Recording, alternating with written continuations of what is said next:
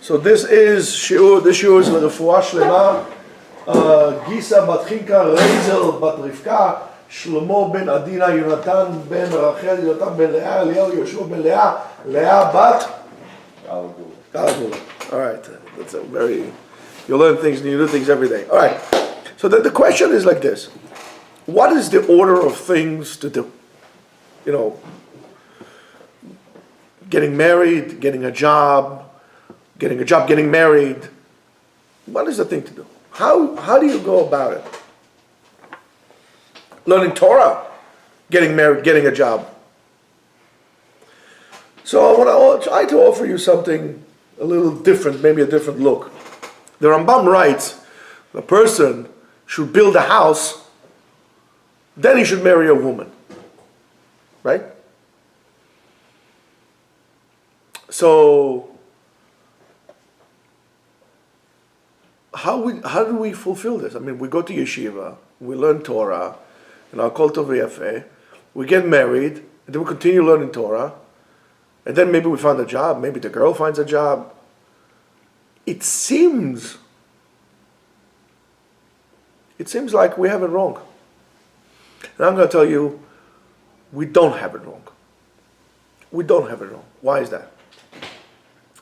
There are a few different types of building houses, but let's say, for example, it has to do with the, let's say you got married and now your wife comes and tells you, listen, honey, you don't spend enough time with me. Yeah, you go to work, you come home, you eat something quickly, you go to learn, or you go to learn, you're in yeshiva all day long, you come to eat, hi, bye, goodbye, and then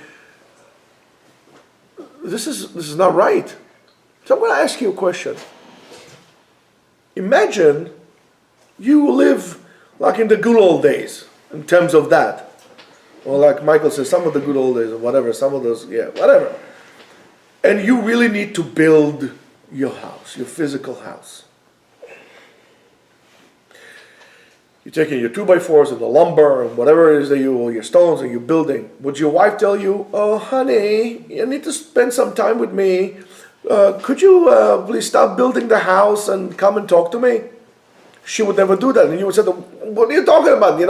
There's the elements. It's hot, it's cold, there's wind, there's rain. And even if you say, honey, I would like to talk, you said, don't talk to me, just build a house. Okay? And I'm going to tell you this. There is such thing as a house also b'olam haba. When a man goes to learn Torah, he's building not a house. He's building a palace for his wife to be in olam haba. Because the zchut of the Torah that the wife will get, as the Gemara says, how do women get the reward of learning Torah? Because they're not supposed to learn Torah, they don't learn Torah, is by the fact that they send the husband and the children to learn Torah. And the zchut of the woman is great, because she's become, you have to understand, what does it become to become a provider? Becoming a provider is not taking a burden. Becoming a provider is you become the chariot, you become the merkava, in which the kedusha comes upon you. You are the vessel in which allowed this kedusha to come.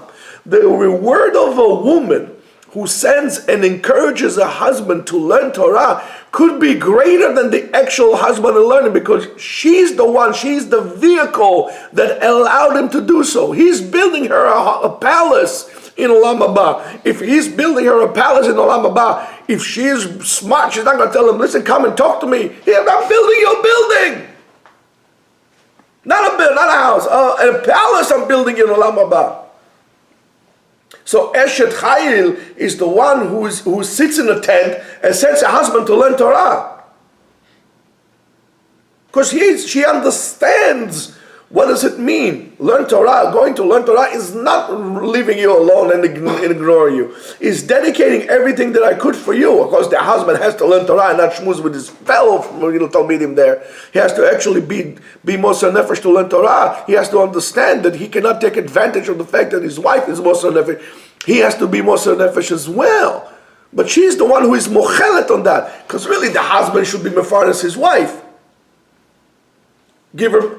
But maybe the whole way that they get the parnasa is because the husband is learning. He's the pipe, he's bringing the shefa down, and because she is allowed him, she becomes the vessel in which holds it. It's both of them. So if we say that what we should do first, and I'm going to tell you, you have to learn Torah before, you have to get married, and you have to learn Torah after. Why? Because the bite, Ivnelo bite, the bite in which you're building, is not just a bite in Olam Haba.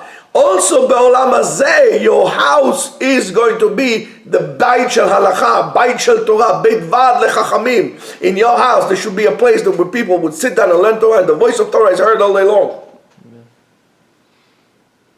So you have to learn Torah before you're married. Then you have to get married. And now you have to learn Torah on a different level.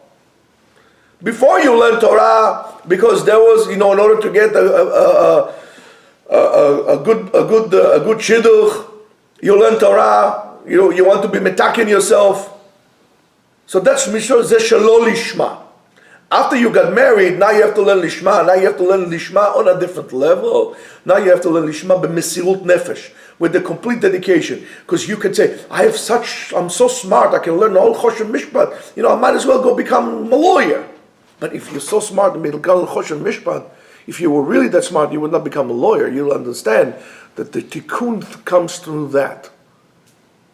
The shefa. It's not, this world is so temporary. So you should be better, you would be better off living in a small and modest house, B'olam Hazeh, because you do need a roof over your head, and dedicate all your kochot and all your effort to build yourself a permanent house, B'olam Haba. Lema davar domeh. It's like a person who's a fool. He's going to spend, millions of dollars to put to build a tent that is made out of silk, material, made by blind virgins with, crooked hands in Southeast China, that is also with gold, and is designed by Dolce & Gabbana and Yves Saint Laurent, and I don't know, whoever is out there. The outer tassels are going to make by Gucci, and the shtuyot, what am I all this money for? You need a tent. You buy a tent. So buy a tent. You don't need such a fancy tent. But I'm building a palace, B'olam Haba. You need to understand that. So that, I think, is the order of things to do. I think that's something that we should all internalize. Not only tell the girl, also tell the guys. And therefore, when you go in a shidduch and you're asking the girl what she's really looking for. If a girl comes and tells you, I'm looking, let's say you're lucky, and I'm looking for a guy who has a chashivut Torah. Sorry, it's not good enough for me. I agree the Torah is chashuv. Torah yikol chayenu, but lo bishvilenu. That's what they used to say in Israel, right? It's important. Not for me, not important enough for me. You need to look for a girl who's going to say, I want a guy, a bachur, a husband, who is going to learn not only as much as he can, as hard as possible. He's not going to be mevato. I want a person who's going to dedicate and build me a palace. That's what I want. And all these big rabbanim always had women behind them who encouraged them to do more, whether it was a Rav Avadia's wife, or a Moshe's wife, or a Mordechai Eliyahu's wife. They're all these women that so understood what does it mean to have a husband who is a Ben Torah. On that, it's really worth it to say Eshet Chayil. Have a great day.